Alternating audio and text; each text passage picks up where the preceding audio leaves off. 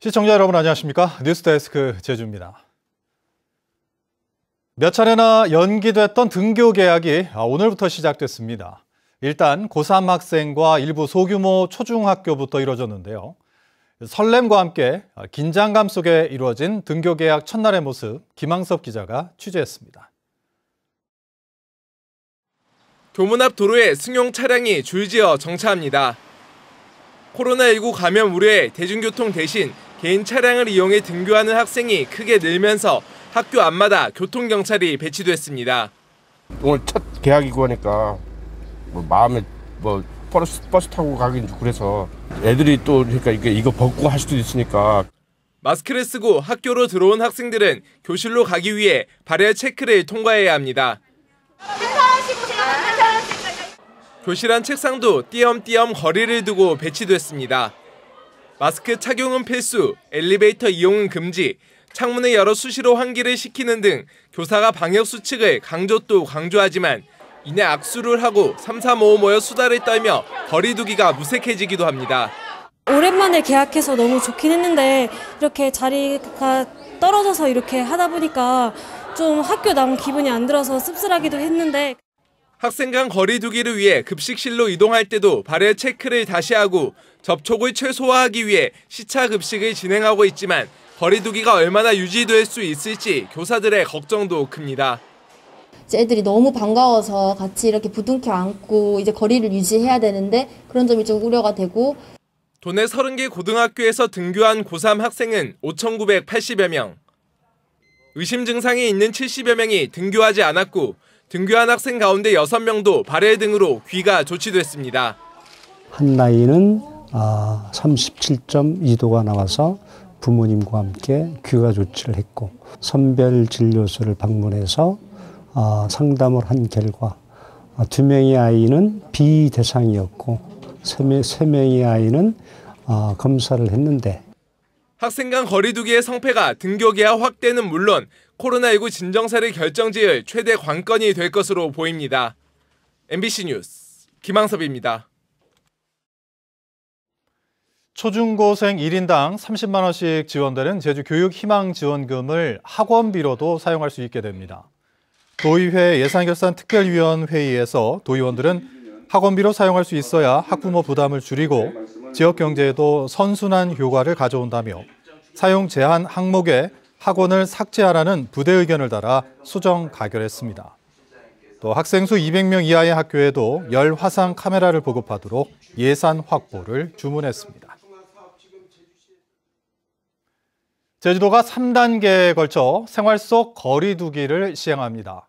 제주도는 공항만 특별 입도 절차는 현행대로 유지하고 박물관이나 체육시설 같은 공공기관과 공영관광지는 개방 준비와 시범 개방 확대를 거치는 3단계 거리두기 완화를 실시합니다. 이들 시설은 오늘부터 2주 동안 현행 거리두기를 유지한 뒤 다음 달 4일부터 부분 개방, 22일부터는 개방을 점차 확대합니다. 요양원과 장애인 시설 등 취약시설은 자원봉사자와 배달원에 한해 오늘부터 출입을 허용하고 입소자 외출과 면회는 당분간 금지가 계속됩니다. 제주 출신 부석종 해군 참모총장이 강정마을을 방문해 명예회복과 공식 사과를 약속했습니다.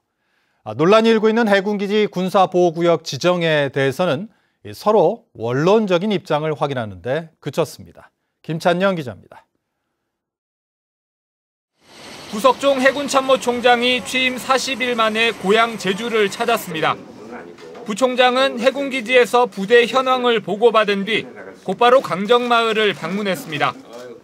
강정마을에는 마을의 명예회복을 위해 해군이 공식 사과할 것과 진상조사를 통한 피해 보상을 요구했고 부총장은 문재인 대통령도 각별한 말씀이 있었다며 마을 요구사항이 모아지면 수용하고 공식 사과하겠다고 약속했습니다. 지금 해군기지가 지었다고 나말라라 하지 마시고 정부나 그다음 제주도 국방부가 주민들이 요구하는 사항들을 적극 수용해가지고 늦게나마 성공한 국책사업이 되었으면 합니다. 길어야 2년이고 이런 길지는 않은데 그 기간 동안 최대한 우리 그 마을 편에 서서 또 제주도 편에 서서 제가 이제 모든 문제를 갖다 잘 해결할 수 있도록 그렇게 하겠습니다. 제주도와 해군의 입장이 엇갈리고 있는 해군기지 군사보호구역 지정과 관련해서는 서로 원론적인 입장만 확인했습니다.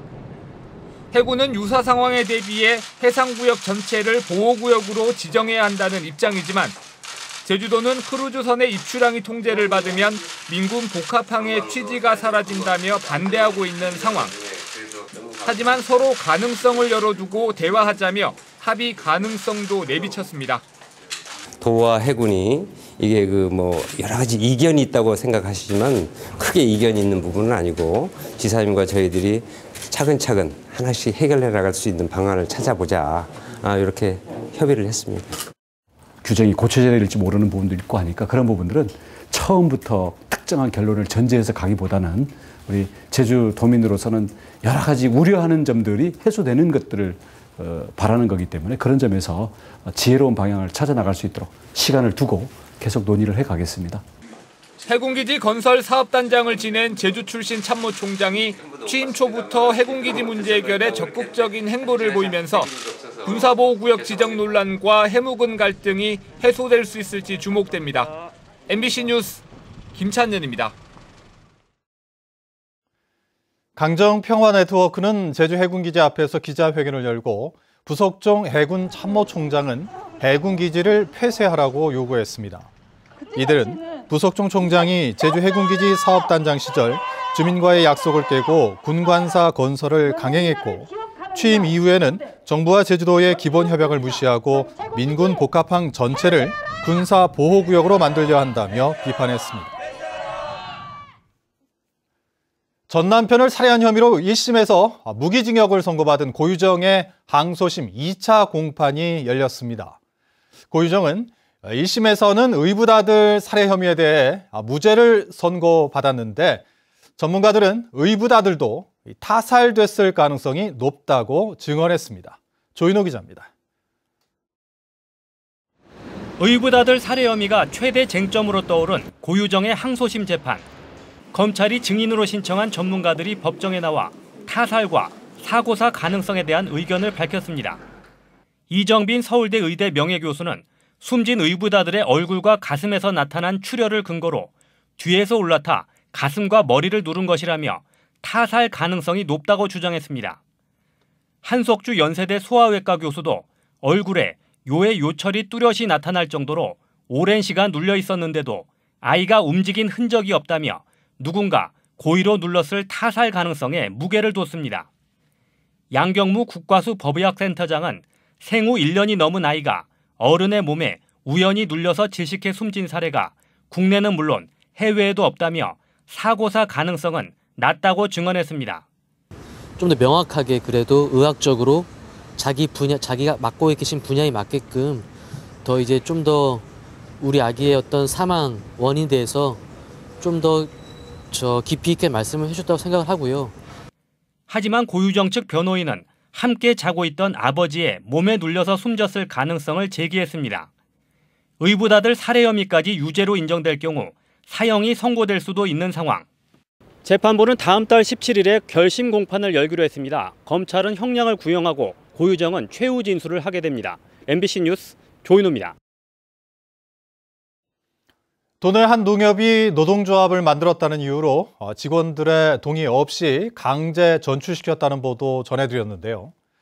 농협이 해당 직원들에게 전출에 동의한다는 내용의 근로계약서 작성을 강요하는 등 노동 탄압이 계속되고 있다는 폭로가 나왔습니다. 이소영 기자입니다. 노동조합을 만들었다는 이유로 한림농협에서 김영농협으로 강제 전출된 이모 씨. 이 씨는 이곳에서 농자재 관리를 맡게 됐지만 직원 회의는 물론 출장 업무마저 배제됐습니다. 지역 농협 간 인사교류를 할 때 동의서를 받아야 하는 농협 규정을 명백히 어긴 것이라고 반발하자 이뤄진 조치입니다. 이후에도 이 씨는 사측으로부터 인사교류에 동의한다는 내용의 새 근로계약서 작성을 강요받았고 이를 거부하자 복리후생비 지급 대상에서도 빠졌습니다. 직원이 아니지 않느냐, 업무 권한을 주지 말라 그렇게 얘기했고 사무일에 대한 이제 지원 업무라든가 이런 현황 조사 같은 그런 에서도 배제되고 있습니다. 이에 대해 해당 농협조합장은 근로계약서를 작성해야 업무를 할 수 있다며 노동 탄압은 아니라고 해명했습니다. 우리 직원이 아닌데 뭘 업무를 줄 수 있으니까 우리 비밀도 다 있는데 금융 업무도 해야 되고 결제도 해야 되는데 그 중요한 업무를 거기 줄 수는 없잖아요. 그건 책임자잖아요. 이곳뿐만 아니라 다른 농협에서도 강제 전출된 직원에 대한 부당 노동 행위가 지속되고 있다는 주장이 나오고 있습니다. 이 씨와 함께 한림농협에서 김영과 고산, 한경농협 등 3곳에 강제 전출된 직원은 모두 4명.